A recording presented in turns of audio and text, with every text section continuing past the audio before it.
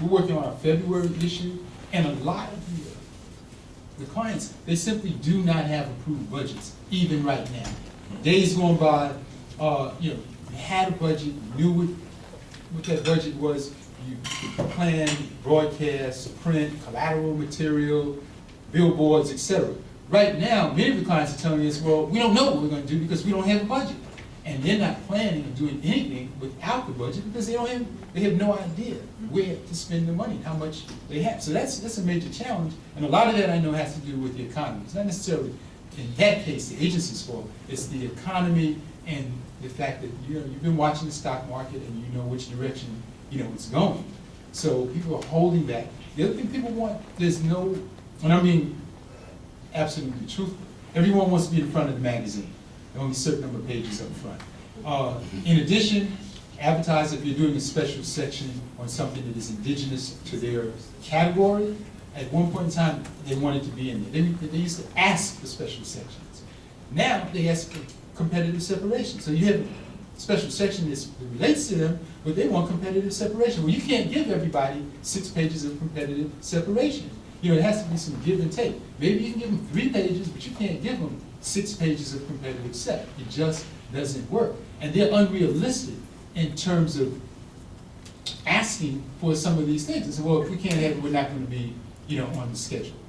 RFPs come in the day before for a magazine that's closing the day after. So we've got our reps sitting there on their way home, hit a little beep, check the computer. Here's an email. It's an RFP just coming in. They need it. This is serious. They need it like tomorrow. They really do. They need it tomorrow. If they don't get it tomorrow, well, then you're not going to be on the plan. And then they're asking for cost cutting and deep discounts and unrealistic discounts. I mean, well, can we get, if we run 2 pages, can we get the second one free? Can we get a bonus page? If we get, in terms of merchandising and positioning, well, they're running maybe 4 or 5 pages, but out of 4 or 5 pages, they want a cover. We have some advertisers that they will not run in our magazine unless we can give them a back cover.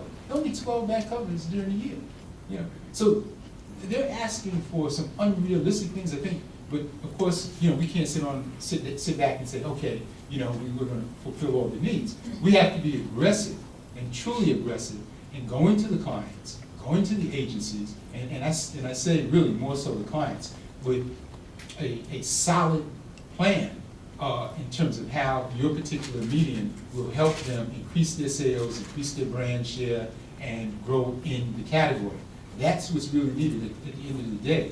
And if you can present a solid plan to the account team, and it depends on who that account team is. But I find it's better if you can bring in media and account personnel into the same room, make your presentation, then go to the client so they don't feel PO'd about it. If obviously they're not seeing you, then you got to go to the client, make your pitch, and say, with all due respect, we've been trying to see your agency, but we just haven't been able to get in. So those are some challenges that exist, and they're very real for everybody. And I talk to a lot of different reps from other magazines, ethnic, non-ethnic, and they're all saying the same thing. They're all saying the same thing. So they're major challenges, but we have to still find a way to overcome them, increase the pages, increase the revenue, and continue to move forward.